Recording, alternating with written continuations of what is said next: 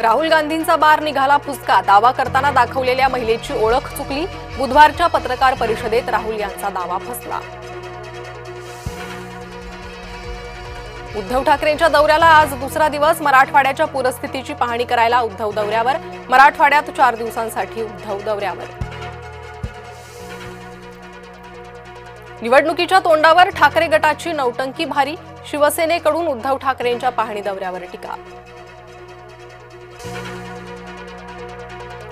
रामकुंडावर गोदा स्नानानंतर भाविक महिलांची गैरसोय। गिरीश महाजन यांनी पाडले वस्त्रांतर गृह।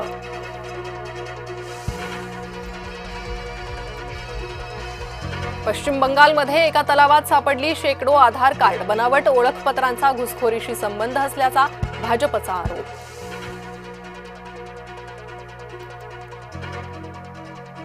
बिहारात विधानसभा निवडणुकीचा पहिला टप्पा। बिहारात पहिल्या टप्प्याचं मतदान आज। पहिल्या टप्प्यात 121 जागांसाठी 1314 उमेदवार रिंगणात। कर्नाटकात काँग्रेस सरकारविरोधात प्रचंड संताप। ऊस उत्पादक शेतकरी कर्नाटकात रस्त्यावर। लाडक्या बहिणींची केवायसी अद्याप अपूर्णच। फक्त 80 लाख महिलांची केवायसी प्रक्रिया पूर्ण। एकूण 2.5 कोटी महिला योजनेच्या लाभार्थी।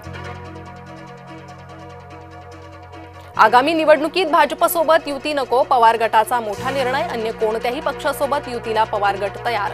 खासदार सुप्रिया सुळे यांचं वक्तव्य।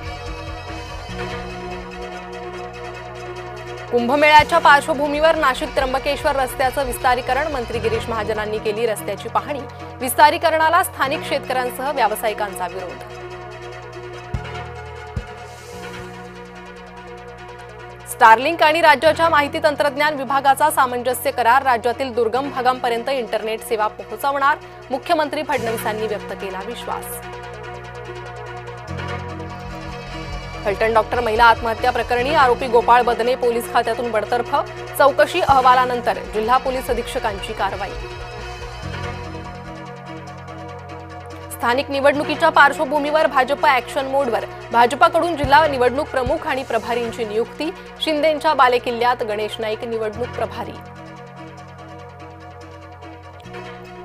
शिरूरनंतर अहिल्यानगरमध्ये बिबट्याने केला हल्ला। बिबट्याच्या हल्ल्यात 4 वर्षीय चिमुकलीचा मृत्यू। अभिनेता सलमान खान विरोधात गुन्हा दाखल। पान मसाल्याच्या जाहिरातीमुळे अडचणीत वाढ। तरुणांची दिशाभूल केल्याचा आरोप।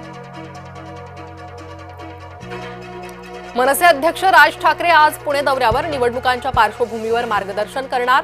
मुख्य पदाधिकाऱ्यांची राज ठाकरेंच्या उपस्थितीत बैठक।